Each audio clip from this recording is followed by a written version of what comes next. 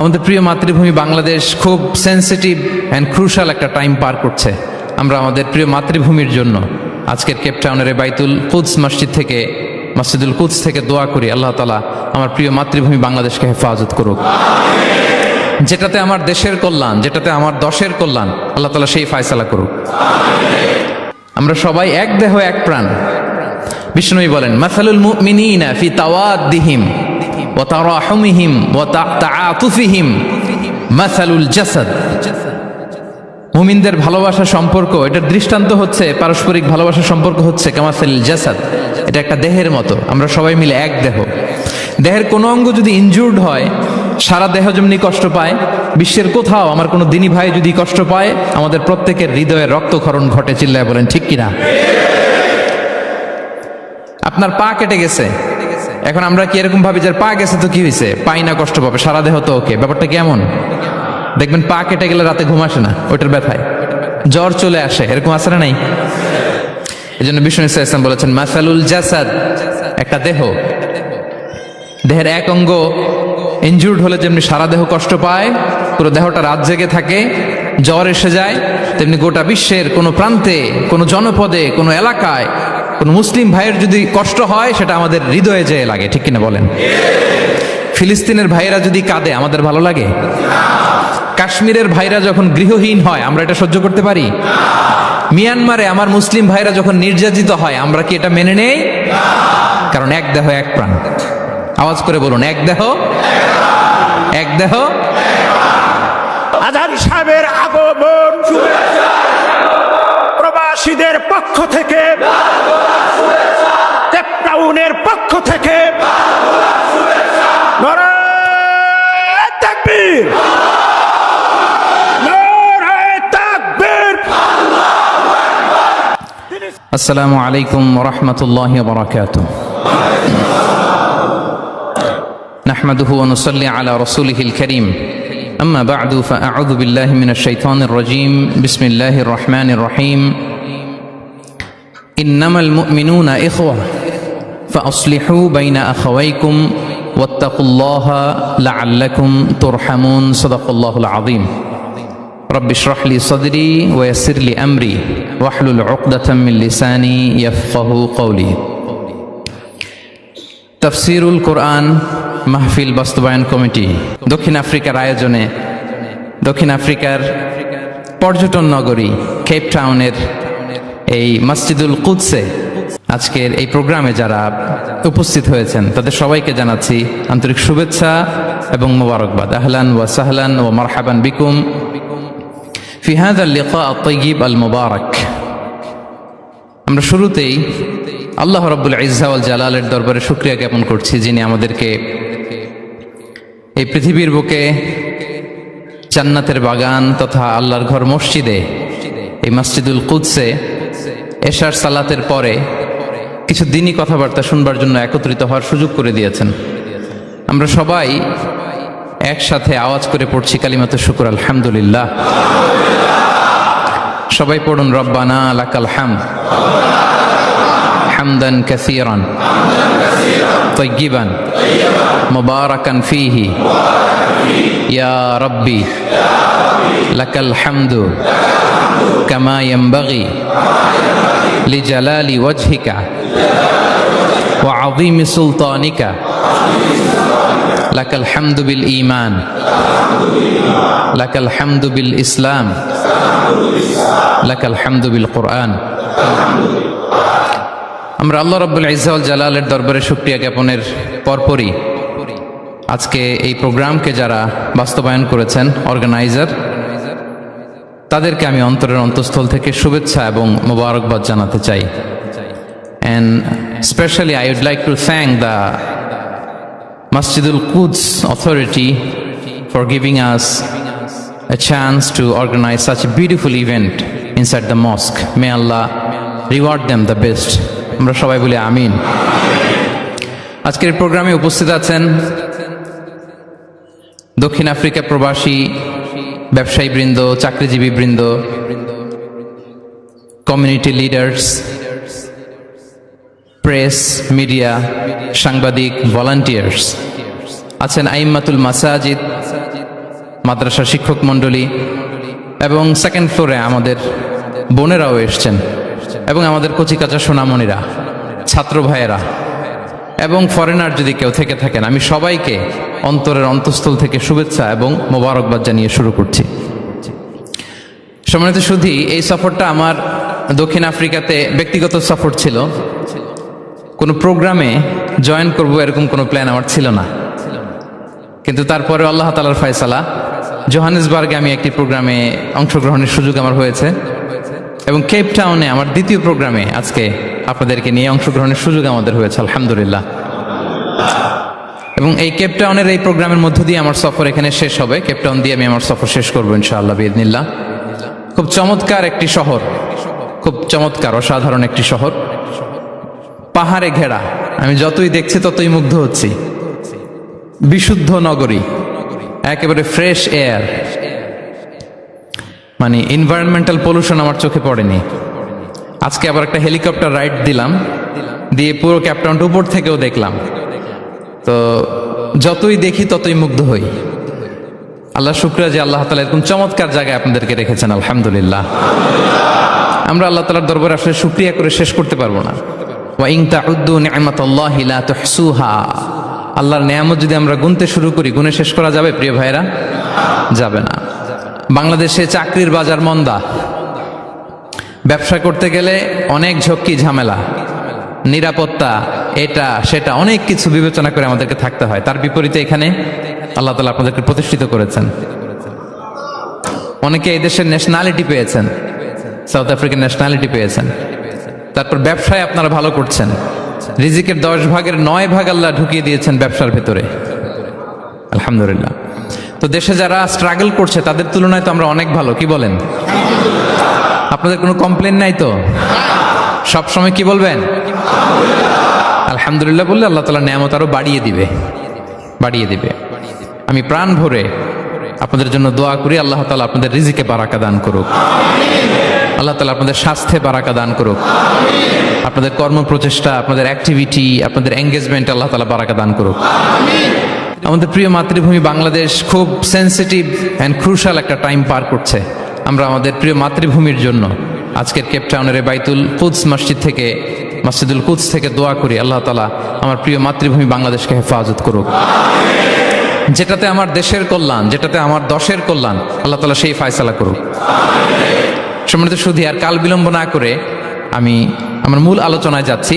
সম্মানিত সুধী, আমি সূরাতু আল হুজরাতের 10 নম্বর আয়াত তেলাওয়াত করেছি, যেখানে আল্লাহ তাআলা আমাদের ভ্রাতৃত্বের গুরুত্ব নিয়ে আলোকপাত করেছেন।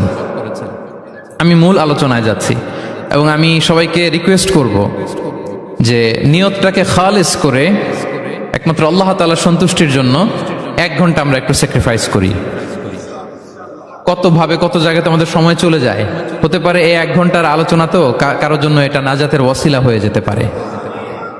জি, আপনারা এখন যেমনি চুপচাপ নীরব, শেষ পর্যন্ত এরকম চুপচাপ নীরব থাকবেন তো? আর বিরক্ত হলে আমাকে বলবেন যে হুজুর আর না, তাহলে আমিও বেঁচে যাই। জি, মাশাআল্লাহ, তাবারাকাল্লাহ। আল্লাহ তাআলা আমাদের আশাকে, বসাকে, এই আয়োজনকে কবুল করুক। আমরা এখানে যেমনি একত্রিত হলাম, আমরা আল্লাহর জান্নাতেও যেন এমনি একত্রিত হতে পারি, আল্লাহ তৌফিক দান করুক। প্রিয় ভাইয়েরা, সূরাতুল হুজরাতের 10 নম্বর আয়াতে আল্লাহ তাআলা বলছেন, ইন্নামাল মুমিনুনা ইখওয়া। আল্লাহ বলেন বিশ্বাসীরা ভাই ভাই, মুমিনরা ভাই ভাই। আমরা মুমিনরা কি?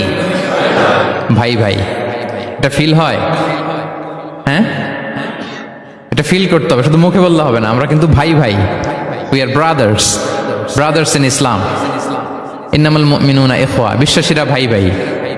ফাসলিহু বাইনা আখাওয়াইকুম।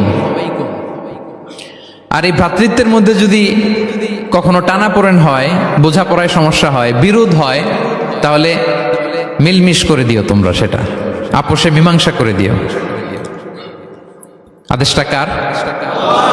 আওয়াজ করে বলুন না, আদেশটা কার? বিশ্বাসীরা ভাই ভাই। এই ভ্রাতৃত্বের বন্ধনে যদি কখনো বোঝাপড়ায় ঝামেলা হয়, বিরোধ হয়, বিবাদ হয়, আপোষে মীমাংসা করে দিও, মিলে যেও। আর ওয়াত্তাকুল্লাহ, আল্লাহকে ভয় করো। লাআল্লাকুম তুরহামুন, তাহলে তোমরা অনুগ্রহ প্রাপ্ত হবে। এই আয়াতটাকে ঘিরে কিছু বার্তা আজকে এই কেপটাউনের এই প্রোগ্রামে আমি শেয়ার করবো ইনশাআল্লাহ।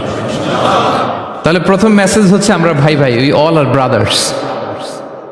মুমিনরা ভাই ভাই, আওয়াজ করে বলুন, মুমিনরা আমরা ভাই ভাই। পৃথিবীতে ভ্রাতৃত্ব, ব্রাদারহুড, এটা অনেক ধরনের।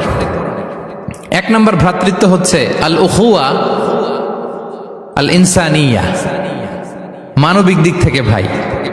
যারাই মানুষ তারাই ভাই, কারণ আমাদের আদি পিতার নাম, আদিমাতা Adam and Eve. We came from the very same source, same origin. একটা জায়গা থেকে আসছে। সবার বাপ যদি একজন হয়, সবার মা যদি একজন হয়, তো আমরা সবাই কি? সুবহানাল্লাহ পড়বেন না? তাহলে ভ্রাতৃত্বের একটা রূপ হচ্ছে আল উখুয়া আল ইনসানিয়া, মানবিক দিক থেকে ভাই। সেই হিসেবে হিন্দু আমার ভাই, খ্রিস্টানও আমার ভাই, বৌদ্ধ আমার ভাই, নাস্তিক আস্তিক সবাই আমার ভাই। এটা হলো ভ্রাতৃত্বের একটা ধরন। ভ্রাতৃত্বের আরেকটা ধরন হচ্ছে আল উখুয়া আন নাসাবিয়া, বংশীয় ভাই, বংশের সম্পর্ক বা রক্তের সম্পর্ক। যেমন আমার চাচাতো ভাই, খালাতো ভাই, আরো ক্লোজে গেলে আমার আপন ভাই, মায়ের পেটের ভাই, এক রক্তের ভাই, ঠিক কিনা বলেন? এটা গেল 2 নাম্বার, এটা রক্তের সম্পর্ক। তাহলে একটা হচ্ছে মানবিক দিক থেকে সম্পর্ক ভাইয়ের, সবাই ভাই ভাই। আরেকটা হচ্ছে বংশীয় বা রক্তের সম্পর্ক, আমার সিবলিং, শাকিক, আমার আপন ভাই। 2টা গেল। 3 নাম্বার হচ্ছে আল উখুয়া আদ-দীনিয়া, দিনী ভাই। আর আমরা এটা নিয়েই কথা বলছি, আল উখুয়া আদ-দীনিয়া। ইন্নামাল মুমিনুনা ইখওয়াতুন, মুফাসসিরিন ইকরাম বলেছেন ইয়ানি ইখওয়াতুন ফিদ-দীন।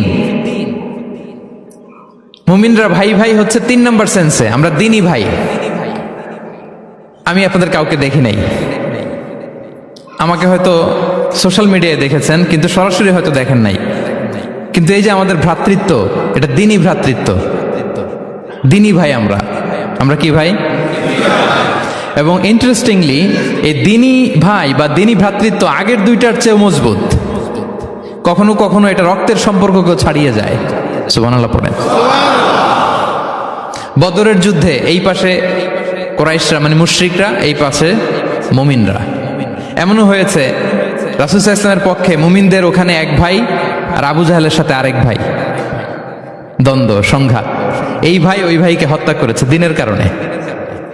তার মানে দিনী ভ্রাতৃত্ব এটা এত মজবুত, এটা মাঝে মাঝে রক্তের সম্পর্ককেও ছাড়িয়ে ছাপিয়ে উপরে উঠে যায়। আল্লাহু আকবার। তাহলে আমাদের সম্পর্কটা হচ্ছে এরকম মজবুত সম্পর্ক। প্রিয় ভাইরা, আমরা সবাই দিনী ভাই। আওয়াজ করে বলুন, কি ভাই? এবং আমাদের দৃষ্টান্ত দিয়েছেন বিষ্ণু ইসা ইসলাম। তিনি বলেছেন, তোমরা সবাই দিনী ভাইয়েরা, সবাই মিলে এক দেহ এক প্রাণ। আওয়াজ করে বলুন, এক দেহ এক প্রাণ। শুধু মুখ দিয়ে বললেই হবে, এটা ফিল করতে হবে। আমরা সবাই এক দেহ এক প্রাণ। বিষ্ণুই বলেন, মাসালুল মুমিনিনা ফি তাওয়াদ্দিহিম ওয়া তারাহুমিহিম ওয়া তাআতুফিহিম মাসালুল জাসাদ। মুমিনদের ভালোবাসার সম্পর্ক, এটার দৃষ্টান্ত হচ্ছে, পারস্পরিক ভালোবাসার সম্পর্ক হচ্ছে কামাসালিল জাসাদ, এটা একটা দেহের মতো। আমরা সবাই মিলে এক দেহ। দেহের কোনো অঙ্গ যদি ইনজুর্ড হয়, সারা দেহ যেমনি কষ্ট পায়, বিশ্বের কোথাও আমার কোনো দিনী ভাই যদি কষ্ট পায়, আমাদের প্রত্যেকের হৃদয়ে রক্তক্ষরণ ঘটে। চিল্লায় বলেন ঠিক কিনা? আপনার পা কেটে গেছে, এখন আমরা কি এরকম ভাবি যে পা গেছে তো কি হয়েছে, পাই না, কষ্ট পাবে, সারা দেহ তো ওকে। ব্যাপারটা কেমন? দেখবেন পা কেটে গেলে রাতে ঘুম আসে না, ওইটার ব্যথায় জ্বর চলে আসে, এরকম আসে না? নাই? এই জন্য বিষ্ণু ইসলাম বলেছেন, মাসালুল জাসাদ, একটা দেহ, দেহের এক অঙ্গ ইনজুর্ড হলে যেমনি সারা দেহ কষ্ট পায়, পুরো দেহটা রাত জেগে থাকে, জ্বর এসে যায়, তেমনি গোটা বিশ্বের কোনো প্রান্তে, কোনো জনপদে, কোনো এলাকায় কোনো মুসলিম ভাইয়ের যদি কষ্ট হয়, সেটা আমাদের হৃদয়ে যেয়ে লাগে। ঠিক কিনা বলেন? ফিলিস্তিনের ভাইয়েরা যদি কাঁদে, আমাদের ভালো লাগে? কাশ্মীরের ভাইরা যখন গৃহহীন হয়, আমরা এটা সহ্য করতে পারি? মিয়ানমারে আমার মুসলিম ভাইরা যখন নির্যাতিত হয়, আমরা কি এটা মেনে নেই? কারণ এক দেহ এক প্রাণ। আওয়াজ করে বলুন, এক দেহ এক দেহ। এটা মনে রাখতে হবে, আমরা এক দেহ এক প্রাণ। এবং বিষ্ণু ইসা ইসলাম বলেছেন যে আমাদের সম্পর্কটা হচ্ছে রোহামা উবাইনাহুম। এবং বিষ্ণু ইসা ইসলাম এটাকে এত গুরুত্ব দিয়েছেন, আমরা যদি কোরআনের দিকে তাকাই, আল্লাহ তাআলা বলেছেন আমাদের সম্পর্কটা হচ্ছে রোহামা উবাইনাহুম। রুহামা, একে অপরের প্রতি আমরা সফট হার্টেড, রহম দিল, একে অপরের প্রতি সফট হার্টেড। কোরআনের অন্য জায়গায় এসেছে বুনিয়ানুম মারসুস, সীসা ঢালা প্রাচীরের মতো আমাদের সম্পর্ক। সুবহানাল্লাহ পড়বেন না? কখনো কখনো হাদিসে এসেছে এক ভাই হচ্ছে আরেক ভাইয়ের মিরআতুল মুমিন, এক মুমিনের জন্য আরেক মুমিন হচ্ছে আয়না। আয়নার সামনে দাঁড়ালে দেখা যায় যে আমার এখানে একটা দাগ, তারপর আয়নার সামনে দাঁড়ালে আমাকে ঠিক করে নেওয়া যায়, গুছিয়ে নেওয়া যায়। তার মানে আমার সমস্যা, আমার ভুল, আমার খুঁত, আমার স্পট, এটা আয়না বলে দেয়। মুমিনরাও এরকম, এক ভাই আরেক ভাইকে সংশোধন করে দেয়। সুবহানাল্লাহ পড়ে।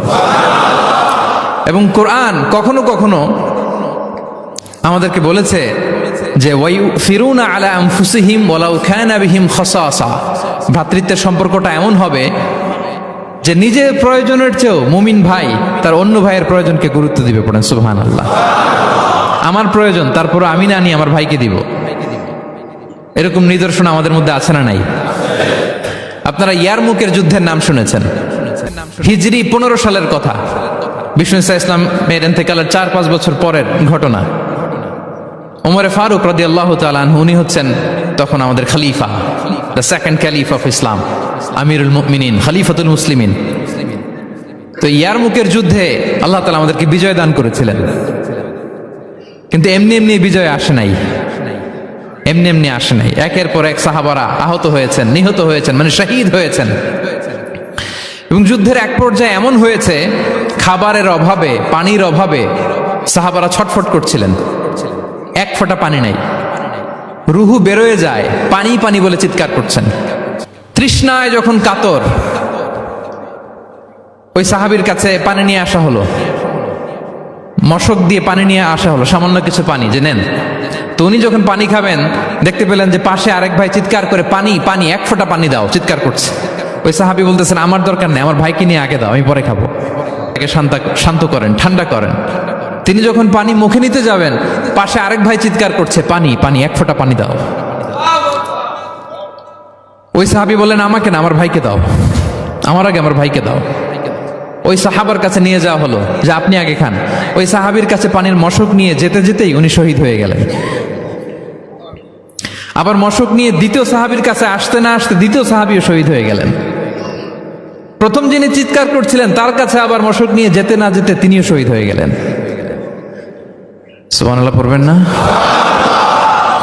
ওয়ায়ুসিরুনা আলা আনফুসিহিম ওয়ালাউ কানা বিহিম খাসাসা, নিজেদের প্রয়োজন থাকা সত্ত্বেও মুমিনরা তার অন্য ভাইয়ের প্রয়োজনকে প্রাধান্য দেয়। আল্লাহু আকবার। এই হচ্ছে আমাদের ভ্রাতৃত্বের দৃষ্টান্ত।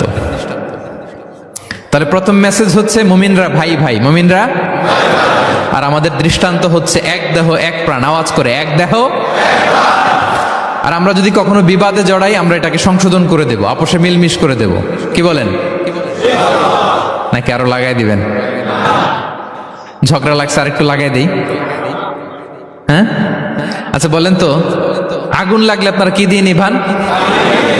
ওইখানে যদি কেউ তেল ঢেলে দেয়, এই কাজ করবেন? মিলিয়ে দিব আমরা, পারা যাবে তো? প্রিয় ভাইয়েরা, ইউনিটির কোনো বিকল্প নাই, সংঘবদ্ধ থাকার বিকল্প নাই, সুসম্পর্কের কোনো বিকল্প নাই। আজকে যদি আপনি সমাজের দিকে তাকান, দেখবেন আমাদের সম্পর্কগুলো নষ্ট হয়ে যাচ্ছে পারস্পরিক। বাবার সাথে ছেলের সম্পর্ক ভালো না, বৌমার সাথে শাশুড়ির সম্পর্ক ভালো না, ভাইয়ের সাথে ভাইয়ের সম্পর্ক ভালো না, মামাকে দেখলে ভাগিনা সালাম দেয় না, আছে না নাই? চাচার সাথে ভাতিজার সম্পর্ক ভালো না, স্ত্রীর সাথে স্বামীর সম্পর্ক ভালো না। কত রিপোর্ট যে আমাদের কাছে আসে। নেতার সাথে কর্মীর সম্পর্ক ভালো না, এরকম আছে না নাই? তাহলে আমাদের মধ্যে সম্পর্কের টানা পড়েন, গ্যাপ, এটা আছে না নাই বলেন? এই সম্পর্কের টানা পড়েনের জন্য আমরাই দায়ী। এর কারণ হচ্ছে আমরা সম্পর্কগুলোর যত্ন নেই না।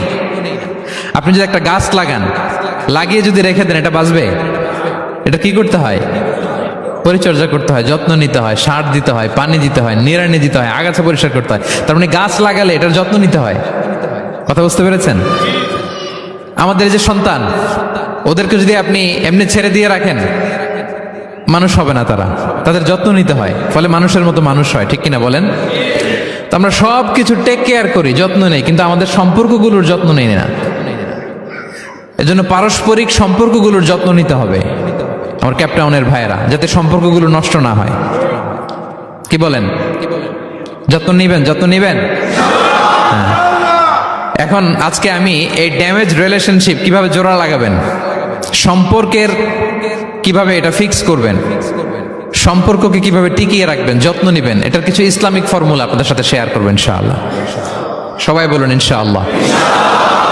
কিভাবে আমাদের মধ্যে আন্তরিকতা বাড়বে, ঘনিষ্ঠতা বাড়বে, হৃদ্যতা বাড়বে, এটার ইসলামিক ফর্মুলা 10টা ফর্মুলা শেয়ার করবেন ইনশাআল্লাহ। জানতে মনে চায়? আচ্ছা ইনশাআল্লাহ। তাহলে শুরু করছি, কি করে আমরা আমাদের সম্পর্কগুলোর যত্ন নিব, কি করে আমাদের পারস্পরিক হৃদ্যতা, ভালোবাসা, আন্তরিকতা বাড়াবো, এ ব্যাপারে কোরআন এবং সুন্নাহ আমাদেরকে কি বলে। এক নম্বরে প্রিয় ভাইরা, এক নম্বরে কোরআন আমাদেরকে আমাদের পারস্পরিক হৃদ্যতা, ভালোবাসা বাড়ানোর জন্য যে গাইডলাইন দেয় সেটা হচ্ছে দেখা হলেই সালাম দাও। দেখা হলেই কি? সালাম। সালাম দিলে সম্পর্ক বাড়ে। আলহামদুলিল্লাহ পড়বেন না? কোরআন বলছে ফাইদা দাখালতুম বুয়ুতান ফাসাল্লিমু আলা আনফুসিকুম তাহিয়াতাম মিন ইনদিল্লাহি মুবারাকাতান তাইয়্যিবা। তোমরা যখন ঘরে প্রবেশ করবে তোমরা নিজেদেরকে সালাম দাও, মানে বলো আসসালামু আলাইকুম।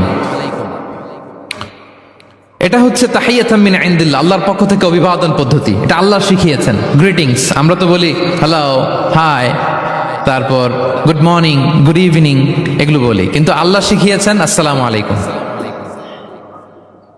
আদম আলাইহিস সালামকে যখন আল্লাহ তাআলা তৈরি করলেন 60 হাত লম্বা করে বানালেন। কয় হাত? আপনি কয় হাত? আপনিও 60 হাত। আমাদের হাতে রাফলি 3.5 হাত। কিন্তু আদম আলাইহিস সালাম তিনি লম্বায় কত ছিলেন? তো আদম আলাইহিস সালাম যখন সৃষ্টি হলেন তখন আল্লাহ তাআলা আদম আলাইহিস সালামকে বললেন, আদম তুমি সালাম দাও। কি দাও? ফেরেশতারা বসা ছিল, সাল্লিম আলা উলাইকান নাফার, সালাম দাও। এই যে মোবাইল দিয়ে ভিডিও করে। আল্লাহ তাআলা আদম আলাইহিস সালামকে বললেন সালাম দাও। আওয়াজ করে বলুন, কি দাও? হে আদম তুমি বলো আসসালামু আলাইকুম। আদম আলাইহিস সালাম বললেন আসসালামু আলাইকুম। তা আল্লাহ বললেন এটা তোমার এবং তোমার পরবর্তী পৃথিবীতে যারা আসবে তোমাদের অভিবাদন পদ্ধতি, গ্রিটিং, স্যালুটেশনস দেয়ার সিস্টেম। কেন বললেন? কারণ শয়তান অহংকারের কারণে বিতাড়িত হয়েছে। আল্লাহ চান যে আদম আলাইহিস সালাম যেন বিতাড়িত না হন। বিষ্ণু বলেন আল বাদিউ বিস সালামি বারিউম মিনাল কিবর, যে আগে আগে সালাম দেয় তার হৃদয় থেকে অহংকার টেনে ছেড়ে ফেলে দেয় কে? আগে সালাম দিবেন, আপনার হৃদয় অহংকার মুক্ত হয়ে যাবে। আল্লাহ তাআলা চাইলেন ইবলিশ যেই ভুল করেছে আদম যেন সেটা না করে, আদমের হৃদয় যেন আগে থেকে অহংকার মুক্ত থাকে। তাই সৃষ্টির পরে আল্লাহ তাআলা আদম আলাইহিস সালামকে বললেন, আদম তুমি সালাম দাও, পড়েন আল্লাহু আকবার। তাহলে পারস্পরিক ভালোবাসা, হৃদ্যতা বাড়ানোর 1 নম্বর পদ্ধতি হচ্ছে সালাম। 1 নম্বর পদ্ধতি কি? আগে দিবেন না পরে? অনেকে বসে থাকে যে আমার আগে দেখ। আগে দিবেন না পরে? বাসায় যে এখন আসতে হয়ে গেছে সাউন্ড। হ্যাঁ আচ্ছা, ভাবিরাও উপরে আছে। দুই পক্ষে আমার ব্যালেন্স করে বলতে হবে। ভাবিরা ট্রাই করবেন, ভাবিরা যেন আগে দিতে পারেন। ভাইরা আপনারাও ট্রাই করবেন, আপনারা যেন আগে দিতে পারেন। সালাম নিয়ে আমরা কম্পিটিশন করব, কে কার আগে দিতে পারে, ঠিক কিনা? আমি আপনাদেরকে আবারও সালাম দিচ্ছি, আসসালামু আলাইকুম ওয়া রাহমাতুল্লাহ। তাহিয়াতাম মিন ইনদিল্লাহি মুবারাকাতান তাইয়্যিবা, আল্লাহর পক্ষ থেকে অভিবাদন, মুবারাকা বরকতময়, তাইয়্যিবা এটা পবিত্র বাণী, শান্তির বাণী। অনেকে বলে হুজুর ঘরে শান্তি নাই। ঘরে তো শান্তির বাণী তো আপনি ঢুকানি না, ঘরে আসবে কোত্থেকে? শান্তির পায়গাম তো ঢুকাতে হবে, আর শান্তির পায়গামের নাম হচ্ছে সালাম। শান্তির পায়গামের নাম কি? তাহলে ঘরে সালামের চর্চা। আপনি ভাবিকে দিবেন, ভাবি আপনাকে দিবে। আপনি বাচ্চাকে দিবেন, বাচ্চা আপনাকে দিবে। সবাই সবাইকে আগে দেওয়ার চেষ্টা করবো, নাকি বসে থাকবেন? পারবেন? ঠিক আছে। তাহলে পারস্পরিক সম্প্রীতি, হৃদ্যতা, ভালোবাসা বাড়ানোর 1 নম্বর ফর্মুলা হচ্ছে সালাম। 1 নম্বর ফর্মুলা আমি কিন্তু জিজ্ঞেস করবো আবার শেষে, এজন্য কান দুটো খরগোশের কানের মতো খাড়া করে আমার দিকে তাকিয়ে থাকুন। 1 to 1, brain to brain. Mobile নাই, ভিডিও নাই, ক্যামেরা নাই, শুধু এভাবে চাতক পাখির মতো তাকিয়ে থাকেন, দেখবেন যে সিনা বা সিনা এলেম আসছে এভাবে হৃদয় থেকে হৃদয়ে, নাকি মোবাইল থেকে মোবাইলে? এখন তো মোবাইল থেকে মোবাইলে এলম এসেছে, সিনা থেকে সিনা, one to one, brain to brain. তাহলে হৃদ্যতা, সম্পর্ক, ভালোবাসা এটা বাড়ানোর 1 নম্বর ইসলামী ফর্মুলা কি? এবং বিষ্ণু ইসলাম বলেছেন এই সালাম যদি দাও তাহলে তোমাদের পারস্পরিক ভালোবাসা বাড়বে। তিনি বললেন আওয়ালা আদুল্লুকুম আলা শাইইন ইযা ফাআলতুমুহু তাহাব্বাবতুম, হে সাহাবীরা আমি কি তোমাদেরকে একটা টিপস শিখাই দিব না যেটা করলে তোমাদের মধ্যে ভালোবাসা বাড়বে? সাহাবারা বললেন অবশ্যই শেখাবেন। বিষ্ণু ইসলাম বললেন আফশুস সালামা বাইনাকুম, যদি চাও নিজেদের ভালোবাসা বাড়ুক তো বেশি বেশি সালাম দাও।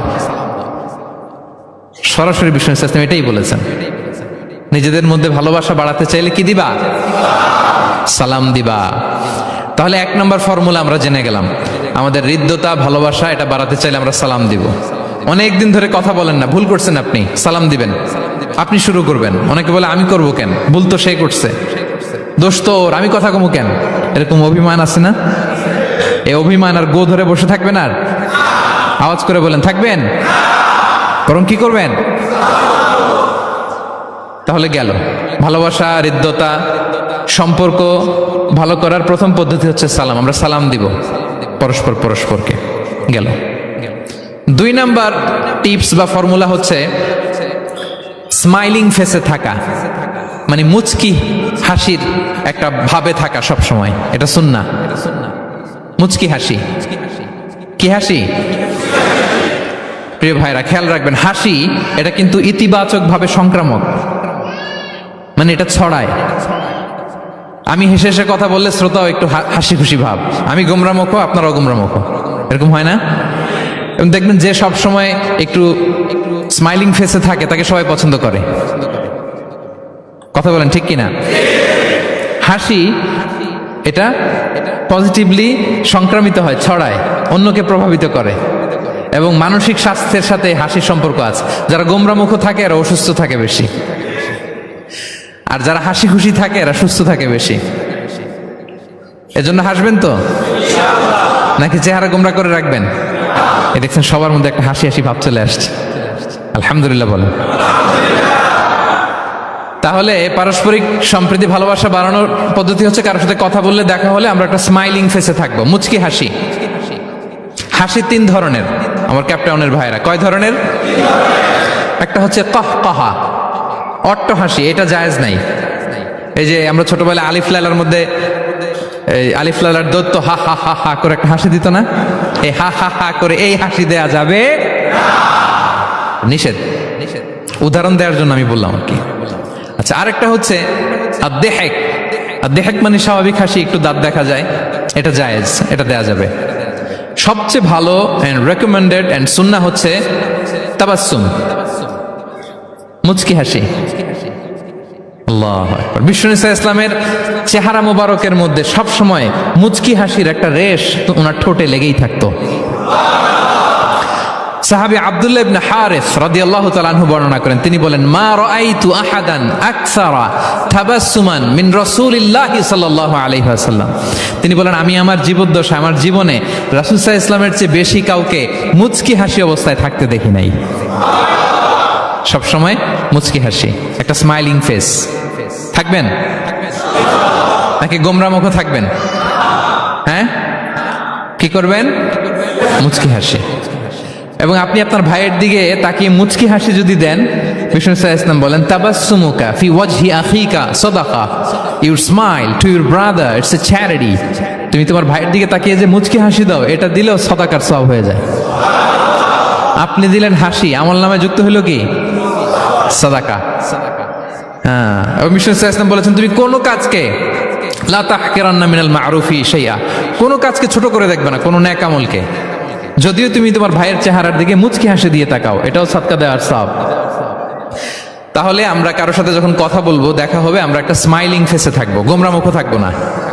কি বলেন, পারা যাবে? সব সময় স্মাইলিং ফেস, মুচকি হাসি। বিষ্ণু ইসলাম মুচকি হাসতেন, যে মুচকি যারা হাসি তাদেরকে সবাই পছন্দ করে। মুখটা যদি গোমরা করে কেউ রাখে, দেখতে ভাল লাগে, কথা বলতে ভাল লাগে। দেখবেন অনেক বড়দেরকে বাচ্চারা ভয় পায়, কাছে যায় না। কেন বলেন তো? গম্ভীর থাকে। আবার অনেক মানুষের কাছে তাকে দেখলেই বাচ্চারা দৌড়ে কোলে কোলে উঠতে যায়, আছে না নাই? Smiling face. এই যে আমাদের শেখ মঈনুদ্দিন আজকে আমার সাথে একটা সফরে ছিল, দেখি যেই বাচ্চাকে দেখে বলে come on come on, give me hug, give me hug. তো এই মানুষকে বাচ্চারা ভালো না বেসে পারবে? সুবহানাল্লাহ, এরকম হইতে হবে। বিষ্ণু ইসা ইসলামকে বাচ্চারা দেখলে খুব খুশি হতো, কোলে বসতে চাইতো। এক বাচ্চা তো কোলে বসে পেশাবি করে দিছে। সুবহানাল্লাহ পড়বেন না? বিষ্ণু ইসা ইসলাম নাতনিদেরকে কোলে নিয়ে নফল নামাজ পড়তেন। উমামা বিনতে যায়েদ, উমামা বিনতে যায়নাব, বিষ্ণু ইসা ইসলামের কন্যা যায়নাবের মেয়ে, মানে বিষ্ণু ইসা ইসলামের নাতনি উমামাকে নিয়ে বিষ্ণু ইসা ইসলাম একবার নফল নামাজ পড়েছেন। কান্না করে, কান্না থামাই না, নানা ভাইয়ের কোলে থাকবে তো উনি কোলে রেখেই আল্লাহু আকবার। রুকু দেওয়ার সময় পাশে রেখে রুকু সেজদা, ওঠার সময় আবার কাঁদতেছে তো আবার কোলে নিয়ে আবার কেরাত। সুবহানাল্লাহ।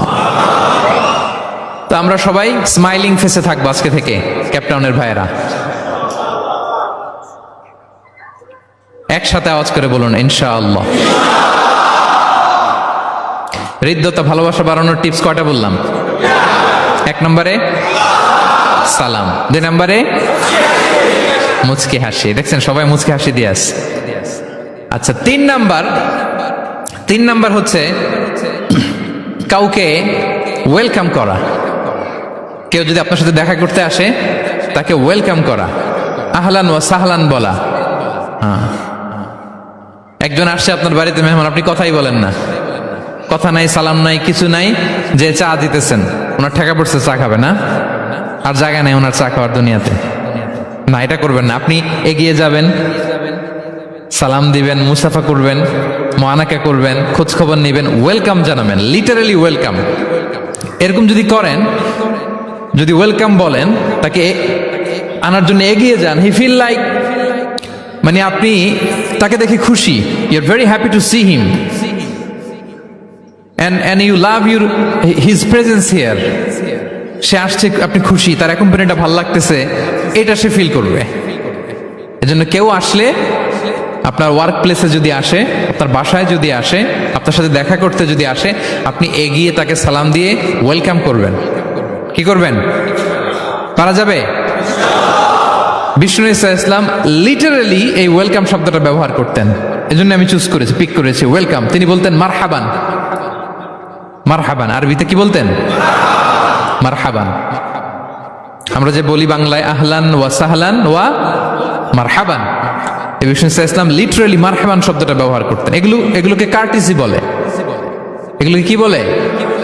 Social manner, কার্টিসি। দেখেন বিষ্ণু ইসা ইসলাম আমাদেরকে কিভাবে কার্টিসি শেখায়, কিভাবে সোশ্যাল ম্যানার শেখায় আমাদেরকে। বিষ্ণু ইসা ইসলাম সরাসরি মারহাবান বলতেন, স্বাগতম জানাতেন, যাতে করে ওই লোকটা ভালো ফিল করে, সে বোঝে যে তাকে দেখে আপনি হ্যাপি। বলেন তো, রাসূল সাল্লাল্লাহু আলাইহি ওয়াসাল্লামের সময়কালে ইসলামের সবচেয়ে বড় শত্রু কে ছিল? আবু জাহেল। তার ছেলের নাম কি কেউ বলতে পারেন? ইকরামা। ইকরামা অনেক যুদ্ধে মুসলমানদের বিরুদ্ধে ছিল, মক্কা বিজয় পর্যন্ত ইসলাম ধর্ম গ্রহণ করে নাই, অনেক সাহাবাকে হত্যা করেছে। রাসূল সাল্লাল্লাহু আলাইহি ওয়াসাল্লাম যখন মক্কা বিজয় করলেন, সে ভাবলো এবার তো আমার খবর আছে, সে পালালো। পালাতে পালাতে ইয়ামান চলে গেছে। তখন এক মহিলা সাহাবী রাসূল সাল্লাল্লাহু আলাইহি ওয়াসাল্লামকে বললেন, ইয়া রাসূলুল্লাহ, আপনি যদি আমাকে অনুমতি দেন, আমি ইকরামাকে খুঁজে বের করব, আপনার কাছে নিয়ে আসবো। রাসূল সাল্লাল্লাহু আলাইহি ওয়াসাল্লাম বললেন, যাও, ইকরামাকে আমি আমান দিলাম, সিকিউরিটি দিলাম। এই মহিলা সাহাবী যে খুঁজে নিয়ে আসলো, ইকরামাকে কনভিন্স করলো। ইকরামা লজ্জিত হয়ে বিষ্ণু সাল্লাল্লাহু আলাইহি ওয়াসাল্লামের কাছে আসলো। কত বড় শত্রু! বিষ্ণু সাল্লাল্লাহু আলাইহি ওয়াসাল্লামের অনেক আত্মীয়কে হত্যা করেছে, সাহাবাদেরকে শহীদ করে দিয়েছে, আবু জাহেলের সন্তান। সে যখন লজ্জিত হয়ে উঠে চড়ে বিষ্ণু সাল্লাল্লাহু আলাইহি ওয়াসাল্লামের কাছে আসলো, বিষ্ণু সাল্লাল্লাহু আলাইহি ওয়াসাল্লাম তাকে দেখে প্রথম যে কথাটা বললেন সেটা হচ্ছে মারহাবান বির-রাকিবিল মুহাজির। মারহাবান বির-রাকিবিল মুহাজির মানে welcome to the riding migrant. সুবহানাল্লাহ। মানে হে ঘোর সাওয়ার মাইগ্রেন্ট, হিজরতকারী ইকরামা, তোমাকে ইসলামে সুস্বাগতম। লিটারালি এই শব্দটা ব্যবহার করেছেন, মারহাবান। তাহলে বলেন তো, সে আশ্বস্ত হয়েছে না? শত্রু যদি আমান দেয়, এই দেশে ওই দেশ যুদ্ধ, ওই দেশ যদি বলে তোমার আমি মারবো না, আসো আমার এলাকায়, আমি যদি ঢুকি আমার একটা ভয় থাকবে না? বিদ্রোহ তো করতে পারে, কি বলেন? বিষ্ণু ইসলাম দেখা মাত্রই বললেন মারহাবান বির রাকিবিল মুহাজির, welcome to the riding migrant. সুবহানাল্লাহ। ওইখানেই দাঁড়িয়ে ইকরামা পড়ল আশহাদু আল্লাহ ইলাহা ইল্লাল্লাহ ওয়া আশহাদু আন্না মুহাম্মাদুর রাসূলুল্লাহ। শাহাদা পড়ে মুসলমান হয়ে গেল। তাহলে কারোর সাথে দেখা হলে তাকে ওয়েলকাম করতে হবে। আপনার মনে হতে পারে বিশেষ কারণে তাকে মারহাবান বলছে, এমনি হয়তো বিষ্ণু ইসলাম বলতো না ঘরে বাইরে, না, ইভেন ঘরে কাছের মানুষদেরকেও তিনি মারহাবা বলতেন। ইভেন ওনার মেয়ে ফাতেমা রাদিয়াল্লাহু তাআলা আনহা, নিজের মেয়ে, এর মারহাবা বলা দরকার আছে? ফাতেমা আসলে বলতো মারহাবা। সুবহানাল্লাহ নাই? আম্মা জান আয়েশা রাদিয়াল্লাহু তাআলা আনহা বর্ণনা করেন যে একবার আমাদের বাসায় ফাতেমা আসলো, নবীর মেয়ে, আর ফাতেমার হাঁটাটা ছিল নবীর হাঁটার মতো। আমি হাদিস বলে আবার বাংলা বেশি বললে সময় লেগে যাবে। ফাতেমার হাঁটা ছিল নবীর হাঁটার মতো। ফাতেমা যখন আসলো, ফাতেমাকে দেখেই বিষ্ণু ইসলাম বললেন মারহাবান বিবনাতি, মারহাবান বিবনাতি, ওয়েলকাম টু মাই ডটার। হে আমার কন্যা ফাতেমা, তোমাকে ওয়েলকাম। আপনি আপনার মেয়েকে দেখে বলছেন কখনো? আপনার ছেলেকে বলেন, আপনার ওয়াইফকে বলেন মারহাবান, ওয়েলকাম, স্বাগতম? এমন হয় না যে আপনি রয়ে গেছেন কেপটাউনে, ভাবি বেড়াতে গেছে দেশে 2 মাসের জন্য, এরপর ভাবি আসলো, আপনি এয়ারপোর্টে ফুল নিয়ে দাঁড়িয়ে রইলেন, দেখা মাত্র কি বলবেন? Welcome to Cape Town. কি পারবেন না? ভাবিরা কিন্তু উপরতলায় বড্ড খুশি হয়ে যাচ্ছে, বলবেন। আবার ভাবিরাও অনেকদিন পরে আপনার হাজবেন্ডকে যখন পাবেন, আসবে, বলবেন ওয়েলকাম, তোমাকে সুস্বাগতম। পারা যাবে? রাসূল সাল্লাল্লাহু আলাইহি ওয়াসাল্লামের চাচাতো বোন, নাম উম্মে হানি, আবু তালেবের কন্যা। বিদায় মক্কা বিজয়ের সময় রাসূল সাল্লাল্লাহু আলাইহি ওয়াসাল্লাম মক্কায় গোসল করতেছিলেন এক বাসায়। ফাতেমা রাদিয়াল্লাহু তাআলা আনহা একটা পর্দা টেনে দিলেন, উনি পানি ঢালতেছেন, গোসল করেন। হঠাৎ কে যেন ঘরে ঢুকলো। বিষ্ণু সাল্লাল্লাহু আলাইহি ওয়াসাল্লাম বললেন কে? ওনার কাজিন চাচাতো বোন উম্মে হানি বললেন আমি উম্মে হানি। বিষ্ণু সাল্লাল্লাহু আলাইহি ওয়াসাল্লাম পর্দার এপাশ থেকে গোসল করতেছে, উনি বলতেছেন মারহাবান বি উম্মে হানি, welcome, welcome Umm Hani to my house. আল্লাহু আকবার। এবং ফরেন যত ডেলিগেশন আসতো, বিদেশি প্রতিনিধি, তাদের প্রত্যেককে বিষ্ণু সাল্লাল্লাহু আলাইহি ওয়াসাল্লাম বলতেন মারহাবান বিল কওম ও মারহাবান বিল ওয়াফদি গায়রা খাজায়া ওয়ালা নাদামা। যত ডেলিগেশন আসতো এদেরকে বলতেন welcome, welcome to Medina city, আসেন, ওয়েলকাম। তাহলে প্রিয় ভাইরা, আমাদের পারস্পরিক সম্পর্ক, হৃদ্যতা, ভালোবাসা বাড়ানোর 3 নম্বর ফর্মুলা হচ্ছে কেউ আমার বাসায় আসলে, কেউ আমার অফিসে আসলে, কেউ আমার সাথে দেখা করতে আসলে আমি তাকে ওয়েলকাম করব। কি করব? মনে থাকবে তো? কয়টা গেল? 1 নাম্বার কি ছিল?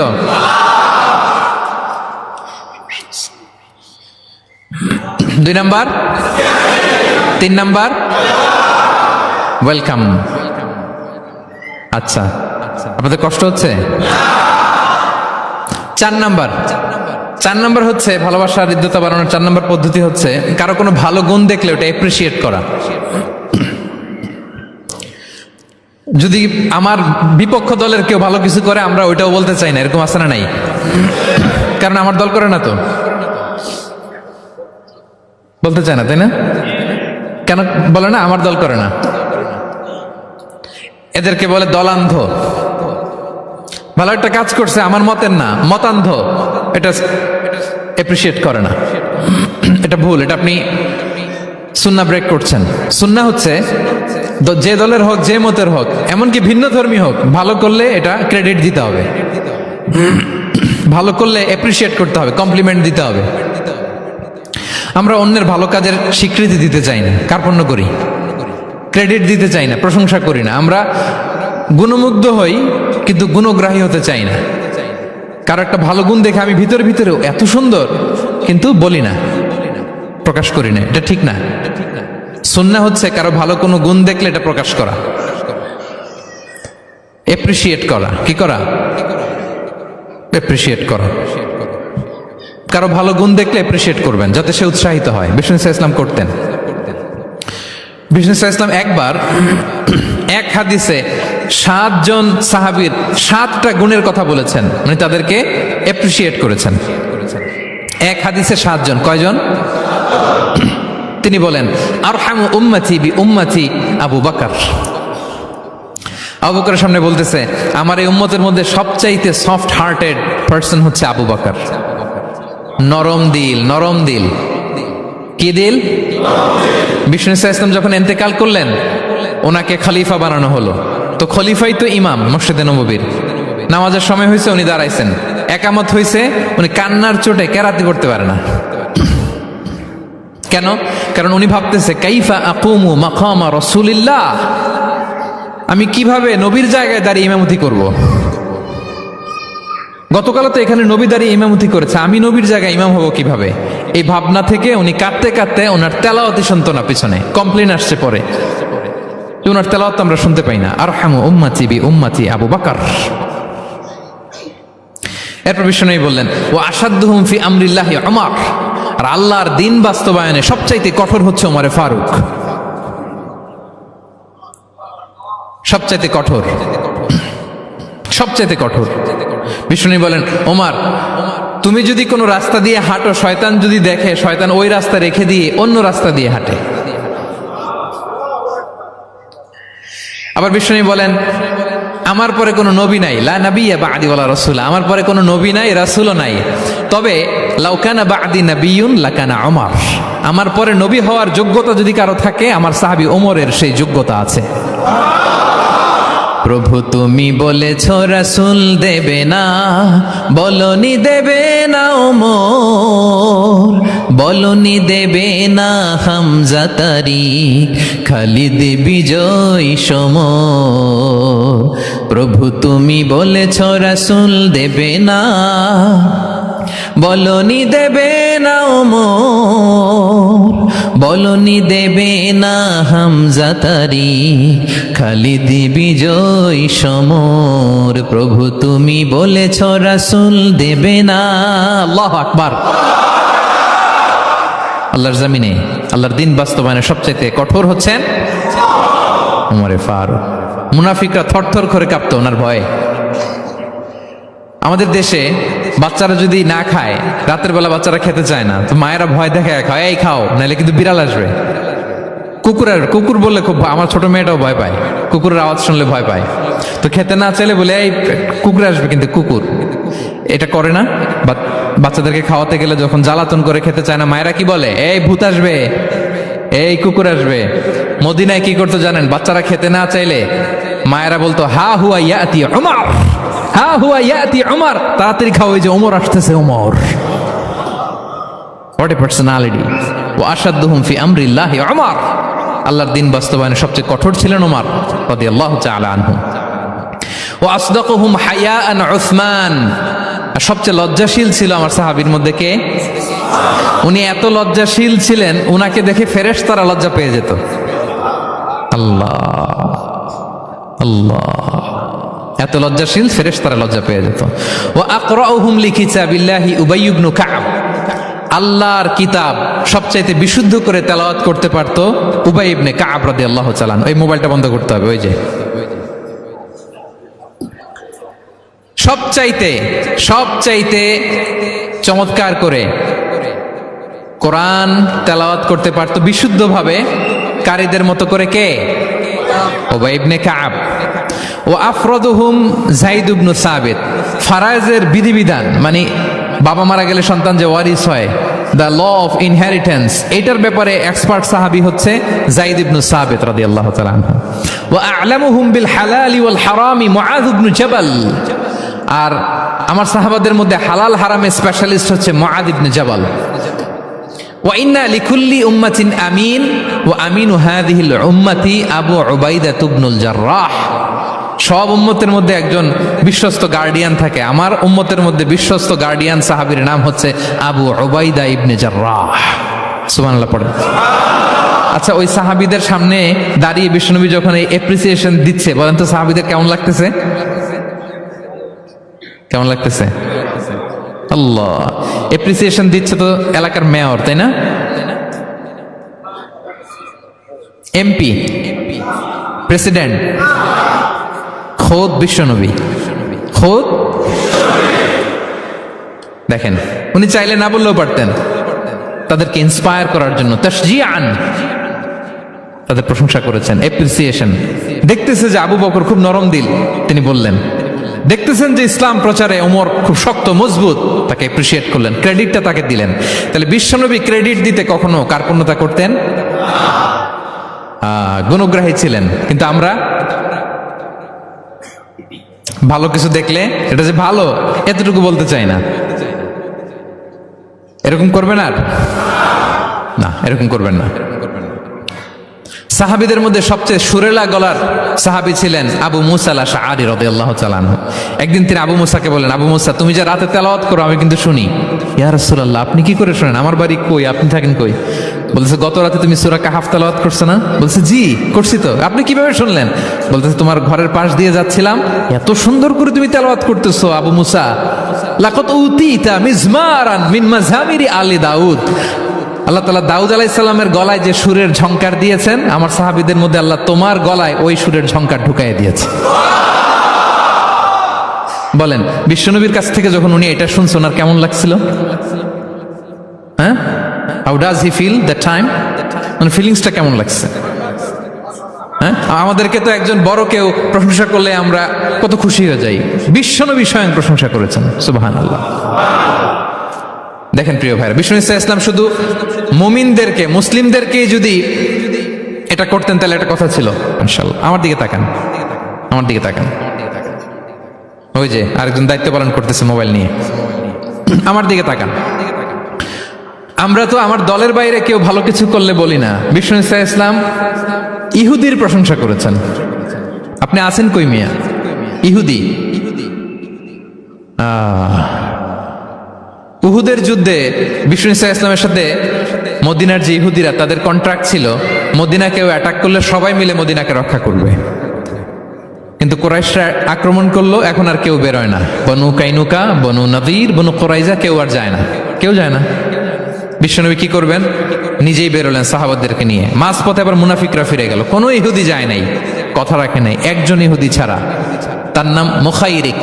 তার নাম কি? মুখাইরিক। অন্য ইহুদিদেরকে বলতেছে, এই ইহুদিরা, তোমরা না মুহাম্মাদের সাথে চুক্তি করেছো মদিনায় অ্যাটাক হলে সবাই মদিনাকে সেভ করবা, তোমরা যাও আর না যাও আমি যাব, আমি আমার কথা রাখবো, আমার কথার দাম আছে।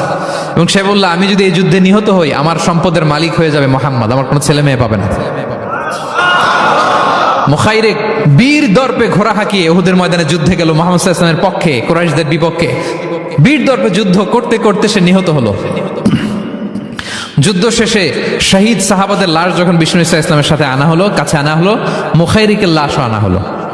মুখাইরিক তো মুমিন ছিল না, কি ছিল?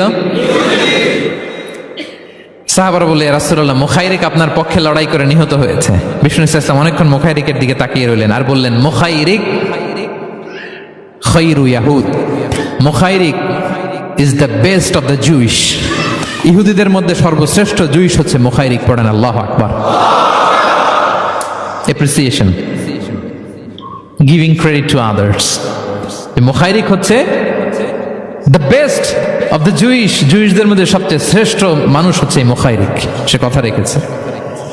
চিন্তা করেন, অমুসলিম, ইহুদি, তারপরও তার যে ভালো গুণ এটা স্বীকার করতে বিশ্বনবী কার্পণ্যবোধ করেন? ক্রেডিট দিতে কোনো দেরি করেন? তাহলে এই যে অ্যাডমায়ার করি না, আমরা কাউকে প্রেজ করি না, প্রশংসা করি না, এটা বাজে অভ্যাস। এটা থেকে আমাদের বেরিয়ে আসতে, ভালো করলে ভালোকে ভালো বলবেন, সাদাকে কালোকে, ভালোকে মন্দকে বলবেন, অ্যাপ্রিসিয়েট করবেন। আপনার ছেলে একটা ভালো কাজ করেছে, অ্যাপ্রিসিয়েট করেন, বলেন যে মাশাআল্লাহ তুমি সুন্দর কাজ করছো। একটা সূরা মুখস্থ করছে, ঠিক আছে তোমাকে বাইরে আউটিং এ নিয়ে যাব, ওখানে আমরা ডাইনিং করব। হ্যাঁ, ভাবি সুন্দর করে একটা কিছু রান্না করছে, অ্যাপ্রিসিয়েট করবেন। আজকে কি সব ভাবির পক্ষে হয়ে যাচ্ছে নাকি ভাবিদের পক্ষে? ঘুরে ফিরে ভাবিদের পক্ষে চলে যাচ্ছে কথাবার্তা বেশি। এটা বাস্তবতা। আপনার স্ত্রী যদি আপনার জন্য ভালো কিছু রান্না করে, ভালো লাগলে আপনি বলবেন যে খুব ভালো হয়েছে আজকের রান্নাটা। অনেকে আছে যে তার ওয়াইফ অনেক চমৎকার করে রান্না করছে কিন্তু সে কোনোদিন মুখ খুলে কিছু বলে না, এরকম আছে না নাই? এমনটা করবেন না। এবং অনেক হাজবেন্ড হয়তো স্ত্রীর জন্য অনেক কিছু করে, গিফট এনে দেয়, অনেক স্ট্রাগল করে, অনেক কিছু করে, কিন্তু স্ত্রী মুখ ফুটে হাজব্যান্ডকে বলে না। এটা বলবেন, মুখ ফুটে বলবেন, আজকে থেকে এপ্রিসিয়েট করবেন, ভালো দেখলে এটা ভালো বলবেন, ক্রেডিট দিবেন। আমার ক্যাপটাউনের ভাইরা, পারা যাবে? কয়টা গেল? 1 নম্বরে, 2 নম্বরে মুচকি আসে, 3 নম্বরে, 4 নম্বরে এপ্রিসিয়েশন। আচ্ছা, 5 নম্বরে, 5 নাম্বার হচ্ছে কল্যাণ কামনা করা, অন্যের ওয়েল উইশিং, অন্যের কল্যাণ কামনা করা সব সময়, থাকলেও, সামনে থাকলেও, না থাকলেও কল্যাণ কামনা করা। অনেকে সামনে সামনে অনেক ভালো, ভাই আপনি যে কত ভালো মানুষ, আপনার ছাড়া আমার চলেই না, আপনি মানে অনেক ভালো, এই এলাকায় আপনার মতো ভালো মানুষ আর নাই। মানে সামনে আপনি অনেক ভালো, আপনি দাতা, আপনি সমাজসেবক, আপনি শ্রেষ্ঠ মানুষ, কিন্তু দূরে চলে গেলে আর নাই, তার বদনাম, তার ব্যাপারে অন্যদের কান ভারী করে, আরে উনি তো এমন একটা লোক, বুঝছেন কি আর বলবো, বইলে আর লাভ নাই, পারি না ভাই ওনার সাথে, আর পারা যায় না, এরকম আছে না নাই? তার মানে সামনে সামনে খুব আপনি ভালো ভালো বললেন, কিন্তু সে যখন অনুপস্থিত তখন না। এটা তো শুভকামনা হয় না, এটা হয়েছে মুমিনদের শুভকামনা উপস্থিত অবস্থাতেও, অনুপস্থিত অবস্থাতেও। আলহামদুলিল্লাহ বলেন। এজন্য বিষ্ণু বলেন দ্বীন ও আন-নাসিহা, দিন হচ্ছে আন-নাসিহা মানে কল্যাণ কামিতা, দিন মানে কল্যাণ কামিতা, সবার জন্য আপনি গুড উইশ করবেন, কল্যাণ কামনা করবেন, ওয়েল উইশিং করবেন, শুভকামনা জানাবেন, সামনে থাকলেও দূরে থাকলেও। বিষ্ণু সাল্লাল্লাহু আলাইহি ওয়াসাল্লাম বলেন লিল মুমিনি আলাল মুমিনি সিত্তু খিসাল, এক মুমিনের উপর আরেক মুমিনের 6টা দায়িত্ব, এর মধ্যে একটা হচ্ছে ওয়ায়ানসাহু লাহু ইদা গাবা আও শাহিদা, সে তার শুভকামনা করবে, উপস্থিত থাকলেও করবে, অনুপস্থিত থাকলেও করবে। সুবহানাল্লাহ পড়েন। সামনেও যেমনি করবেন, দূরে গেলেও করবেন। অন্যের জন্য শুভকামনা করলে এটা ফিরে নিজের দিকে আসে, এটা খেয়াল রাখেন।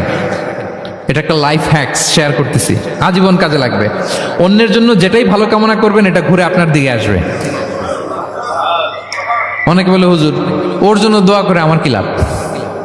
নিজের জন্য আল্লাহ আমারে মাফ করে দাও, আল্লাহ আমারে সমৃদ্ধি দাও, আল্লাহ আমার বেতন বাড়াও, আল্লাহ আমার ব্যবসায় বরকত দাও, আল্লাহ আমার ছেলেরা হাফেজ বানাও, আল্লাহ আমার বউ, আল্লাহ আমার মেয়ে, আল্লাহ আমার আমার আমার সব আমার ভালো আপনি চাচ্ছেন নিজের জন্য, অন্যদের জন্যও চান।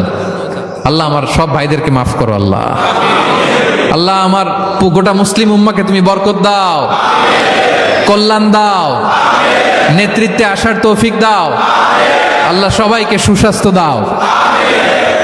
এটা ফিরে আপনার দিকে আসবে। অন্যের জন্য শুভকামনা বহুগুণ বৃদ্ধি হয়ে নিজের দিকে রিটার্ন করে। বিষ্ণু সাল্লাল্লাহু এটাই বলেছেন মা মিন আবদিন মুসলিমিন ইয়াদউ লিআখিহি বিযাহরিল গায়বি ইল্লা ক্বালা লাহুল মালাকু ওয়া লাকা বিমিসলিন।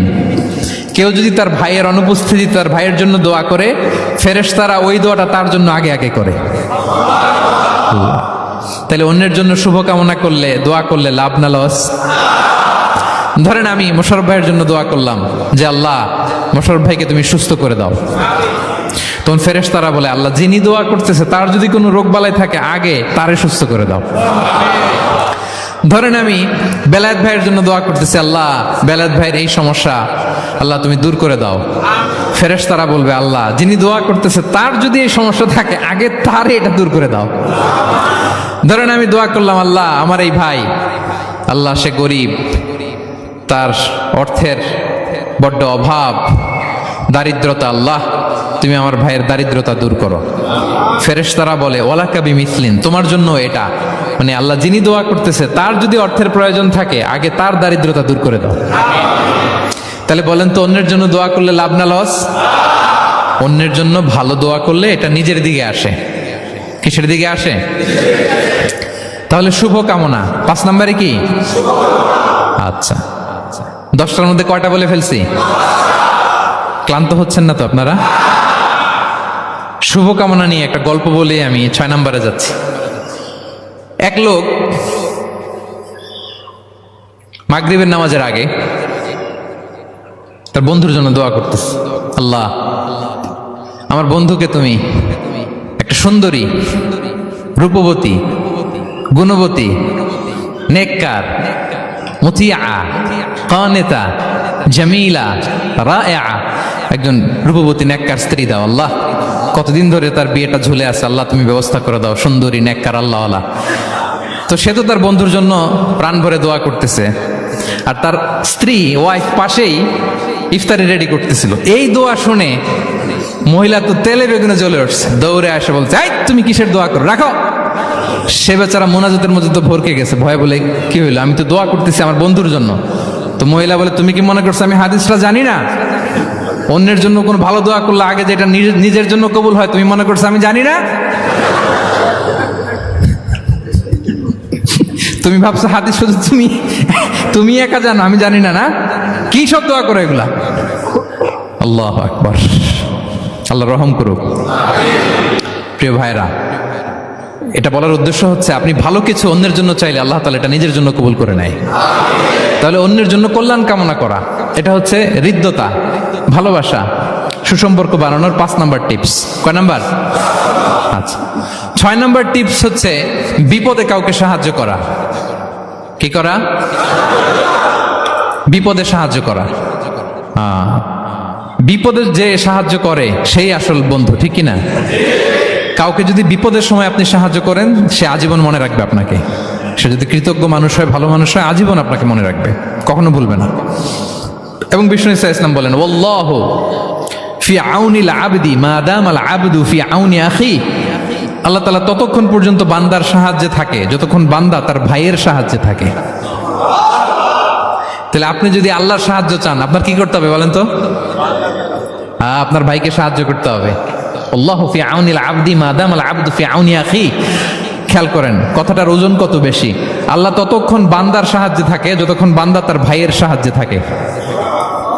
আমি আমার ভাইকে সাহায্য করলে আল্লাহর পক্ষ থেকে সাহায্য নাজিল হবে। আল্লাহ বলে, এই বানি আদম, দাও দাও, তুমি দিলে আমি তোমারে দেব। উনফিক আলাই, এই বানি আদম দাও, আমি তোমারে দেব। সুবহানাল্লাহ। আমরা অন্যরে দিতে চাই না, কিন্তু ওনার কাছ থেকে চাই। তাহলে আল্লাহর সাহায্য পাওয়ার প্রথম শর্ত হচ্ছে মানুষকে সাহায্য করা। কি বলেন? তাহলে 6 নাম্বার, পারস্পরিক সম্পর্ক যে আমরা যত্ন নিব বলছি, এই যত্ন নেওয়ার 6 নাম্বার টিপস হচ্ছে, ভালোবাসা বাড়ানোর 6 নাম্বার টিপস হচ্ছে টু হেল্প ইন ডেঞ্জার, বিপদে সাহায্য করা। কি করা? নট নেসেসারিলি যে সবসময় টাকা দিয়ে সাহায্য করতে হবে, টাকা ছাড়া সাহায্য করা যায় না। সে জানে না কি করতে হবে, বললেন, পরামর্শ দিলেন, টাকা লাগলে কখনো টাকা দিলেন। নতুন আসছে কেপ টাউনে, কিছু জানে না, ব্যবসা বাণিজ্য কোথায় কি, একটু বুদ্ধি পরামর্শ দিলেন। এটাও কিন্তু সাহায্য। যার যেভাবে সাহায্যের প্রয়োজন, যদি আপনি আপনার ভাইয়ের সাহায্যে থাকেন, আসমান থেকে আল্লাহর সাহায্য পাবেন। বিষ্ণু ইসা ইসলাম নবী হওয়ার আগে ওনার 5টা স্পেশাল কোয়ালিটি ছিল। কয়টা? এর মধ্যে 2টা এই পয়েন্টের সাথে যায়। সেটা হচ্ছে, আর এটা বলছে ওনার খোদ স্ত্রী, প্রথম স্ত্রী, বিষ্ণুর প্রথম স্ত্রীর নাম খাদিজাতুল কুবরা তাহেরা রাদিয়াল্লাহু তাআলা আনহা। কারো ব্যাপারে যদি সঠিক তথ্য জানতে চান, তার ওয়াইফকে নক করবেন, মানে তার স্ত্রীর কাছ থেকে রিপোর্ট নেবেন, আসলটা পেয়ে যাবেন। কয়েকটা জায়গায় নক করলে পাওয়া যায়। বড় সাহেবের তথ্য যদি জানতে চান, বড় সাহেবের দারোয়ানকে জিজ্ঞেস করেন, বড় সাহেবের ড্রাইভারকে জিজ্ঞেস করেন, বড় সাহেবের ঘরের কাজের বুয়াকে জিজ্ঞেস করেন, আর বড় সাহেবের বিবিকে জিজ্ঞেস করেন। এই 4 জনকে জিজ্ঞেস করলেই বড় সাহেবের গোমর, আসল তথ্য এদের কাছ থেকে পাওয়া যাবে। বিষ্ণু ইসা ইসলামের স্ত্রী আম্মাজান খাদিজা বলেন, বিষ্ণু ইসা ইসলামের 5টা গুণ ছিল নবী হওয়ার আগেই। এর মধ্যে একটা হচ্ছে ওয়া তাহমিলুল কাল্লা, তিনি মানুষের বোঝা বইয়ে দিতেন। সুবহানাল্লাহ পড়বেন না?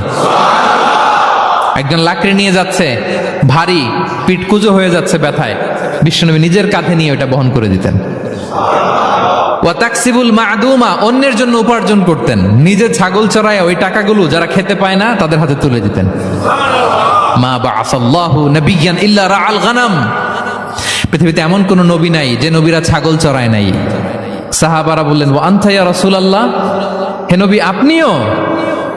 বিষ্ণু বলেন, কুনতু আরআহা লিকারারিত লিআহলি মক্কা, আমি অল্প কিছু কিরাত, মানে অল্প কিছু পয়সার বিনিময়ে মক্কার লোকদের ছাগল চড়াই দিতাম। He started his first career as a shepherd, রাখাল হিসেবে ক্যারিয়ার শুরু করছিলেন, ইনকামের রাস্তা। আর আমরা কাজ ভাগাভাগি করে, এটা ছোট কাজ, এটা করব না, ওইটা করব না। বিষ্ণু ইসলাম ছাগল চড়াতেন মরুভূমিতে, এবং এই উপার্জিত টাকাটা সুবিধা বঞ্চিত মানুষের হাতে তুলে দিতেন। চিন্তা করেন কি মানসিকতা ছিল বিশ্বনবী। তাহলে আপনি যদি কারোর সাথে হৃদ্যতা বাড়াতে চান, বিপদে এগিয়ে আসবেন, সাহায্য করবেন। তাহলে 6 নাম্বার হচ্ছে টু হেল্প ইন ডেঞ্জার। কেউ বিপদে পড়লে তার to extend hour helping hand to others, আমরা সাহায্যের হাত বাড়িয়ে দিব। পারা যাবে তো ইনশাআল্লাহ। কয়টা গেল? 7 নাম্বার হচ্ছে ভিজিটিং সিক, অসুস্থ ব্যক্তিকে ভিজিট করা। এটা অনেক বড় সওয়াবের কাজ, এবং এতে আপনার হৃদ্যতা বাড়বে, ওই লোক আপনাকে মনে রাখবে। বিষ্ণু ঈসা ইসলাম উনি সকালবেলা রেগুলারলি 2টা কাজ করতেন। এক হচ্ছে মদিনার বাজার ভিজিট করতে যেতেন রাফলি 10টা সাড়ে 10টার দিকে, আর ওই টাইমে উনি মদিনায় যদি কেউ অসুস্থ থাকতো তার বাসায় ভিজিট করতে যেতেন। আপনারা অসুস্থকে দেখতে জানতো না? যাবেন। বিষ্ণু ঈসা ইসলাম কোনো অসুস্থের কাছে গেলে তার মাথায় হাত দিয়ে দোয়া পড়তেন। তিনি পড়তেন, আল্লাহ আযহিবিন নাস, আল্লাহুম্মা রাব্বান নাস আযহিবিল বাস, ইশফি আনতা শাফি, লা শিফা ইল্লা শিফাউক, শিফাআন লা ইগাদিরু সাকমা। রোগীর মাথায় হাত দিয়ে তিনি বলতেন, হে মানুষের রব, তার রোগ, তার কষ্ট দূর করেন, তাকে শিফা নসিব করেন, এমন শিফা দেন যে শিফার পরে আর সে রোগাক্রান্ত হবে না। বিষ্ণু ঈসা ইসলামের এক খাদেম ছিল মদিনায়, ছোট্ট বালক, কিন্তু ধর্মে ইহুদি, ধর্মে নন মুসলিমদের সাথে how should be our relationship to the people of different faith, এটা নিয়ে আমার লম্বা লেকচার আছে, শুনবেন। লম্বা, আমি একাডেমিক ওয়েতে আলোচনা করেছি, আমার ইউটিউব চ্যানেলে গেলে পাবেন। মদিনাতে এক ছোট্ট ইহুদি বালক বিষ্ণু ঈসা ইসলামের খেদমত করত, এটা সেটা এগিয়ে দিত। বিষ্ণু ঈসা ইসলাম কোনো কাজ থাকলে তাকে অ্যাসাইন করতেন, অ্যাপয়েন্ট করতেন, দিতেন। কিন্তু অনেক দিন হয় ছেলেটা আসে না। বিষ্ণু খুঁজলেন ওই ইহুদি বালকটা কোথায়। সাহাবারা বলল, ইয়া রাসূলুল্লাহ, সে তো অসুস্থ। সে কি? সে তো অসুস্থ। সেই বুখারীর বর্ণনা শুনেই বিষ্ণু ইসলাম তার বাড়িতে গেলেন। কার বাড়িতে? ইহুদির বাড়ি। আমরা মনে করছি শুধু মুসলিম অসুস্থ হইলেই বোধহয় দেখতে যাইতে হবে, এরকম আমরা ধারণা করে নিছি। না, অসুস্থ হলে সেবা শুশ্রূষা করা, দেখতে যাওয়া, এটা মুসলিম অমুসলিমের সাথে সম্পর্ক না। যে কোনো ধর্মের, যে কোনো বর্ণের, যে কোনো চিন্তার অসুস্থ হইলেই আপনার নেইবর, এদিকে খ্রিস্টান যাবেন, এদিকে জুইশ যাবেন। ভিজিটিং সিক ফর অল, সবার জন্য এটা। বিষ্ণু ঈসা ইসলাম গেলেন, যে তার পাশে, মাথার পাশে বসলেন। বসে তিনি বললেন, ইয়া গোলাম আসলিম, হে বালক, তুমি ইসলাম ধর্ম গ্রহণ করো। এতদিন খেদমত করছে, বলে নাই। অনেকদিন খেদমত করছে, একদিনও বলে নাই। একদিনও, আজকে বলতেছে। দেখেন, বিষ্ণু ইসলাম প্রপার টাইমিং এর অপেক্ষা করতেন সবকিছুর। আমরা অনেক সময় টাইমিং বুঝি না, কখন কি বলতে হয়, কখন কি করতে হয়, কতটুকু বলতে হয়, কোথায় যে থামতে হয়, এই কমন সেন্সটা অনেকের নাই। হ্যাঁ, আমি তো হিন্দুদেরকে পাইলে ইসলামের কথা বলিই না, আমি যে তুমি শাহাদা পড়ো, এটা কখনো বলি না। আমি ইসলামের বিউটি শুধু তুলে ধরি, যে এটা এমন, এটা এমন, কিন্তু তুমি শাহাদা পড়ো এটা বলি নাই। কত লোক যে আমার কাছে আসছে শাহাদা পড়ার জন্য, হিসাব নাই, হিসাব নাই। এখন তো পাবলিকলি করি না কিছু ইস্যুর কারণে, কারণ প্রপার টাইমিং লাগবে। এতদিন খেদমত করলো বিশ্বনবী, একদিনও তাকে শাহাদা পড়তে বলে নাই, আজকে বলতেছে। Proper timing. যখন বিষ্ণু বললেন, ইয়া গোলাম আসলিম, ইসলাম ধর্ম গ্রহণ করো, ছোট্ট বাচ্চা ফানাযারা ইলা ওয়াজহি আবি, তার বাবার দিকে তাকালো, মানে বুঝাতে চাইলো যে বাবা আমি কি করব। তখন বাবা বলল, আতিয়া আবুল কাসিম। বিশ্বনবীর উপাধি ছিল আবুল কাসেম, বড় ছেলের নাম কাসেম, তো ছোটবেলায় মারা গেছে। বাবা বলল, আবুল কাসেম যা বলে তাই শোনো। কারণ এতদিনে ছেলের কাছ থেকে রিপোর্ট নিয়ে বুঝে গেছে তো এটা কে। এটা যে রাহমাতাল লিল আলামিন, এটা যে বিশ্বনবী, এটা যে দ্য লাস্ট মেসেঞ্জার, এটা বাবা মিলাই ফেলছে। বাবা বলে, আতিয়া আবুল কাসেম, আবুল কাসেমের অনুসরণ করো। বিষ্ণু বললেন, পড়ো আশহাদু আল্লা ইলাহা ইল্লাল্লাহ ওয়া আশহাদু আন্না মুহাম্মাদান আবদুহু ওয়া রাসূলুহু। ছোট্ট বাচ্চাটা পড়তে আরম্ভ করলো, আশহাদু আল্লা ইলাহা ইল্লাল্লাহ ওয়া আশহাদু আন্না মুহাম্মাদান আবদুহু ওয়া রাসূলুহু। মৃত্যুর আগে সে শাহাদা পড়ে ফেললো। বিষ্ণুই বললেন আলহামদুলিল্লাহ, আলহামদুলিল্লাহিল্লাযী আনকাযাহু মিনান নার। প্রশংসা সে আল্লাহর যে একটু আগে জাহান্নামী হওয়ার কথা ছিল, যার তাকে মুহূর্তের মধ্যে জান্নাতি বানায় দিলেন। ভিজিটিং 6, অসুস্থকে দেখতে যাওয়া। শুধু মুসলমান হলে দেখতে যাবেন নাকি? যে কোনো ধর্মের দেখতে যাবেন, হৃদ্যতা বাড়বে। একদিন বিষ্ণুবী সাহাবাদেরকে বললেন, আজকে রোজা রেখেছো কে? নফল রোজা? আবু বকর রাদিয়াল্লাহু তাআলা আনহু হাত তুলে বললেন আমি। বিষ্ণুবী আবার জিজ্ঞেস করলেন, আজকে কোনো মিসকিনকে খাবার খাইয়েছো কে? আবু বকর রাদিয়াল্লাহু বললেন আমি। বিষ্ণুবী আবার বললেন, আজকে কোনো জানাজায় শরীক হয়েছে এমন কেউ আছে? আবু বকর বললেন আমি। বিষ্ণুবী বললেন, আজকে কোনো অসুস্থকে ভিজিট করে আসছো এরকম কি কেউ আছে? আবু বকর বললেন আমি। বিষ্ণুবী বললেন, মাজতামা'না ফি ইমরিইন ইল্লা দাখালাল জান্নাহ। এতগুলো গুণ যদি একটা ব্যক্তির মধ্যে থাকে, ওই ব্যক্তি তো জান্নাতি না হয়ে পারে না। ভিজিটিং সিক, অসুস্থকে দেখতে যাওয়া, যদি এটা করেন তাহলে আপনাদের পারস্পরিক হৃদ্যতা, ভালোবাসা বাড়বে। এবং এটা জাতি, ধর্ম, বর্ণ নির্বিশেষে যে কোনো লোক অসুস্থ হলে আমরা ভিজিট করতে পারি। যাবেন, কিছু গিফট নিয়ে যাবেন, কমলা নিয়ে যাবেন। সাউথ আফ্রিকাতে তো দেখি আমি একেবারে ফ্রেশ ফ্রুট, সুবহানাল্লাহ। আমি যেখানেই গেছি কোনো ফরমালিন নাই, তাজা, টাটকা, ফ্রেশ, এত সুন্দর স্মেল, এত সুন্দর টেস্ট এটার, আলহামদুলিল্লাহ। বস্তা ভরে ফল নিয়ে দেখতে যাবেন, পারা যাবে তো? 7 নম্বরে কি ছিল বলে গেছি, ভিজিটিং 6, অসুস্থকে দেখতে যাওয়া। পারবেন? কয়টা হইল? আর বাকি রইল কয়টা? কষ্ট হচ্ছে? মনোযোগ আছে না গেছে? তাকবীর পড়ুন, আল্লাহু আকবার।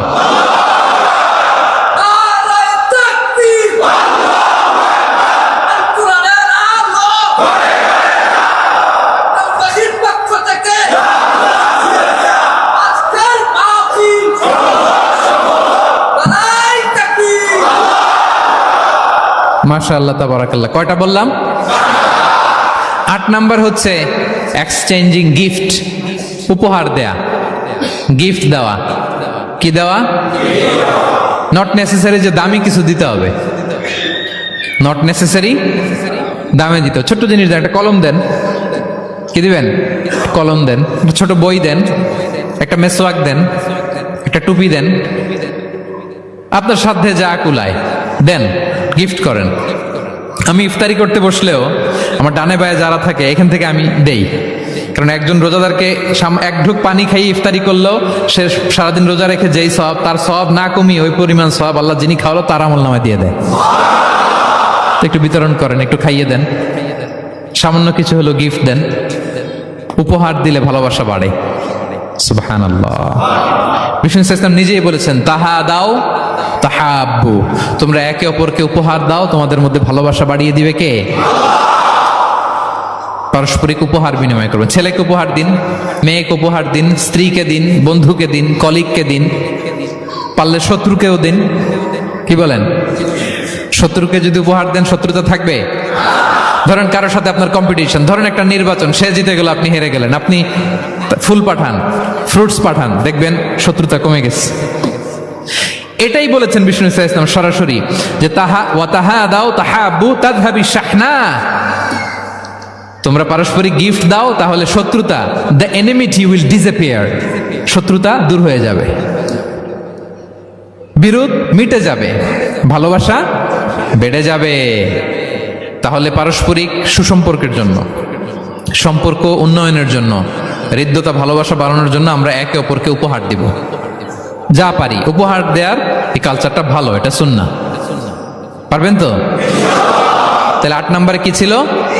Gift, exchanging gift. আচ্ছা, 9 নাম্বার হচ্ছে হসপিটালিটি, আপ্যায়ন করানো, মানে মানুষকে খাওয়ানো। মানুষকে কি শুধু নিজেই খাবেন না, খাওয়াবেনও, দুটোই ভালো। খাইবেনও, খাওয়াবেনও, খাবেনও, খাওয়াবেনও। খাওয়ালে হৃদ্যতা বাড়ে, কাউকে আপ্যায়ন করালে, এন্টারটেইন করালে, হসপিটালিটি করলে হৃদ্যতা বাড়ে। আরবরা কি বলে জানেন? আরবরা বলে কারো এখানে ঢুকার আগে এইখানে ঢুকো, মানে হৃদয়ে ঢুকার আগে পেটে ঢুকো আগে। হ্যাঁ, কলবে যাওয়ার আগে পেটে ঢুকো, তাইলে তার হৃদয়ে পৌঁছতে পারবা। বাংলাতে একটা কথা আছে, বাসনে ভাত না থাকলে ভাষণে পেট ভরে না। ঠিক কিনা বলেন? বাসনে ভাত না থাকলে ভাষণে পেট ভরে না, পেটে খেলে পিঠে সয়।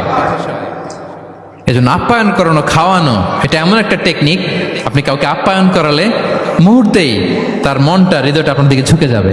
সুবহানাল্লাহ পড়েন।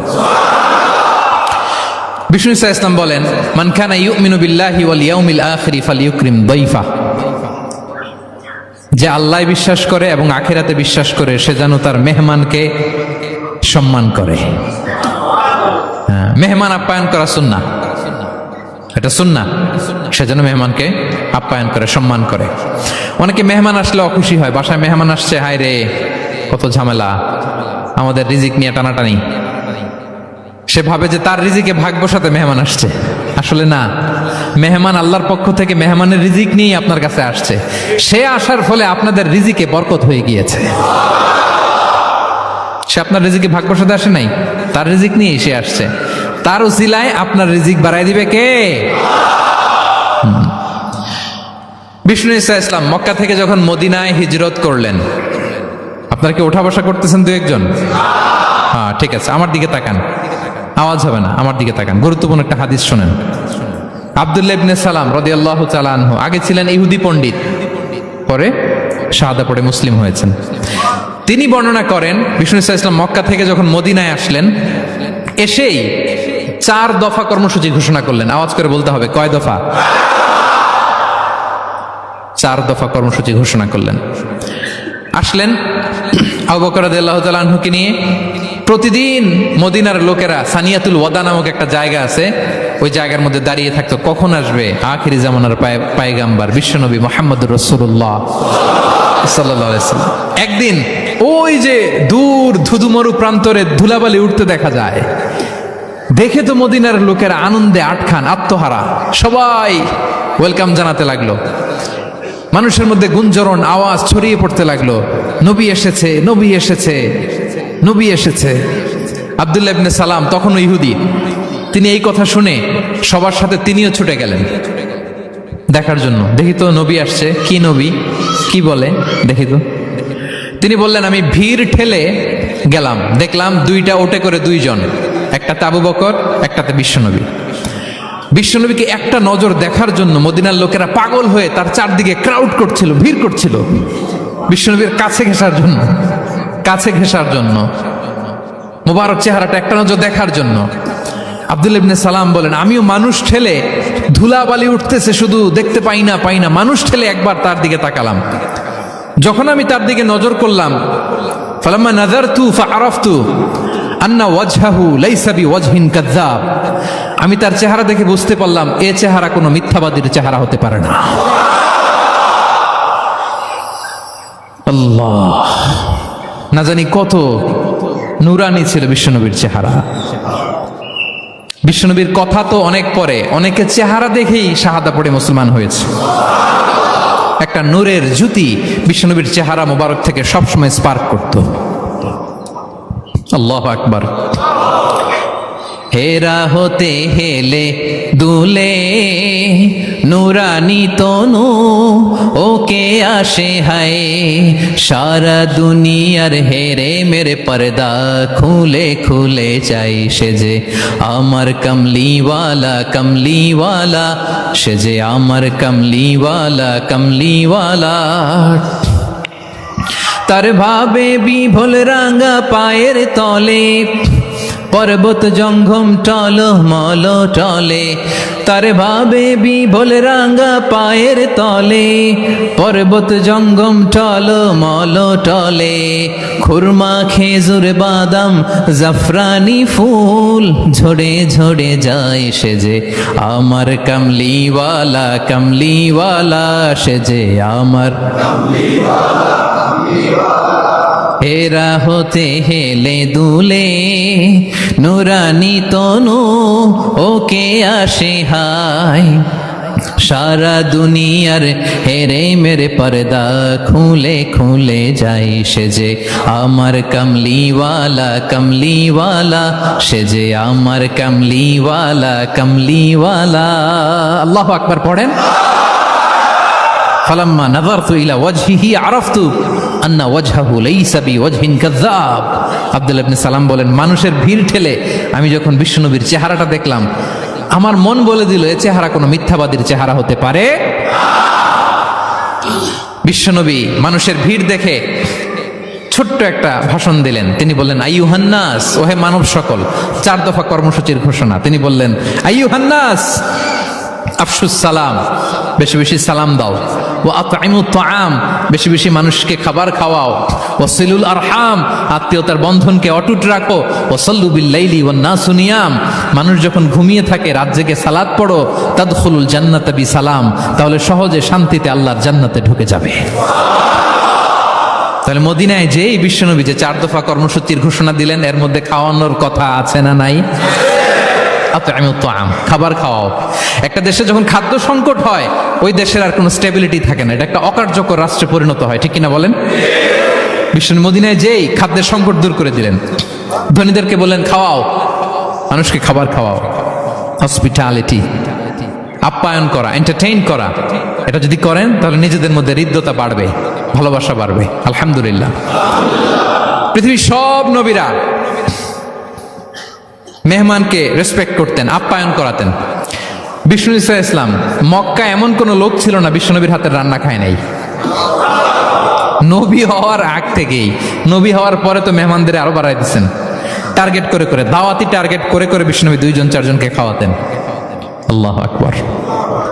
ইব্রাহিম আলাইহিস সালাম মেহমান ছাড়া কখনো খাবারই খেতেন না।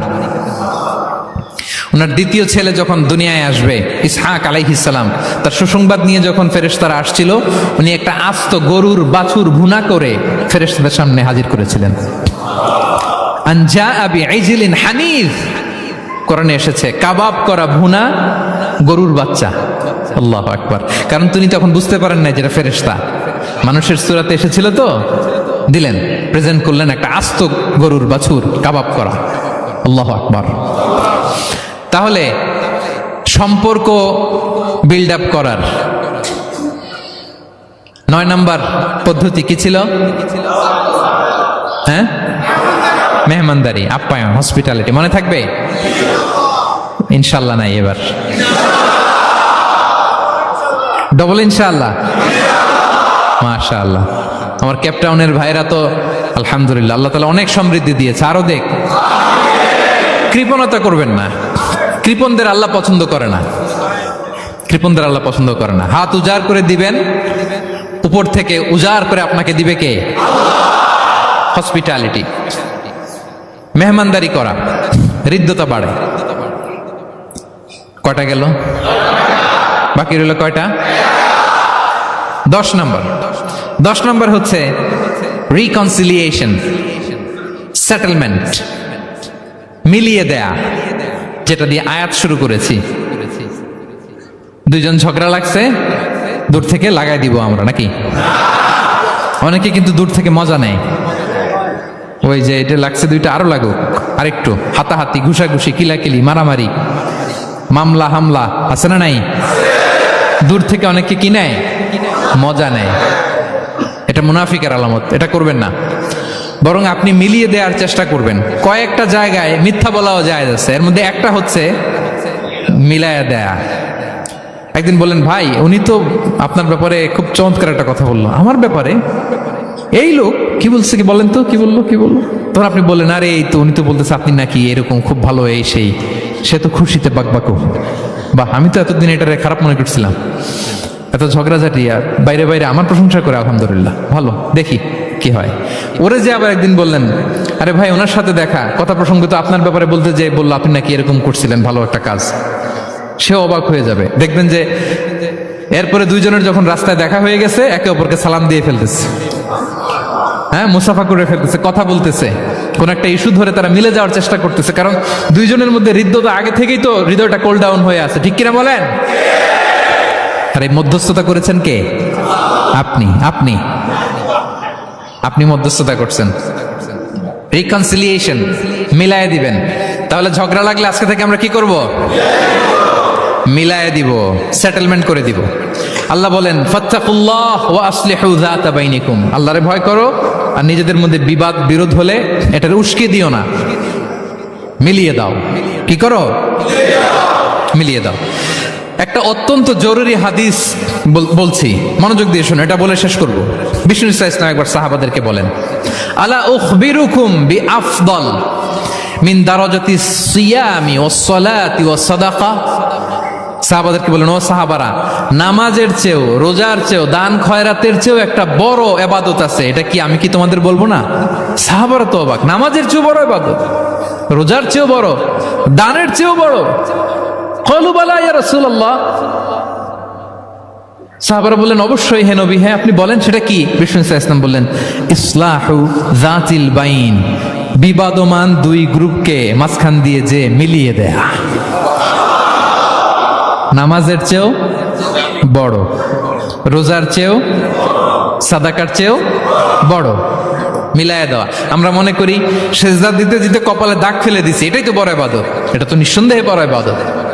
আমরা মনে করি হজ করতে করতে শেষ করে ফেলতেছি, এটাই বড় ইবাদত। জিকির করতে করতে আমরা দিনরাত এক করে ফেলতেছি, এগুলো তো নিঃসন্দেহে ইবাদত। কিন্তু দুই ভাই বিবাদমান দুই গ্রুপের মধ্যে আপনি যদি মিলিয়ে দেন, এগুলো নফল রোজা, নফল দান, নফল সালাতের চেয়ে বেশি সওয়াবের কাজ। পড়েন সুবহানাল্লাহ। তাহলে এখন পকেটে পকেটে যদি দুই গ্রুপকে লাগতে দেখেন, কি করবেন? তারা যাবে। এদিকে দুই চারজন উঠছেন কেন আপনারা? আমি কি এখনো উঠছি? ওয়াশরুমে যাবে না?